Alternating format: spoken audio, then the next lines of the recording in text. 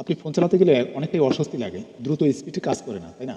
চলুন এই একটা কাজ শুধু করে রাখেন, মাঝে সাঝে এই কাজটা করবেন, দেখবেন আপনার ফোনটা দ্রুত স্পিডে চলবে। সেই কাজটাকে আমি দেখাচ্ছি, চলুন। দেখুন আপনার ফোনের এই যে স্ক্রিনটা আছে উপরের দিকে এইভাবে ঠেলা দেন, এইভাবে ঠেলা দিবেন।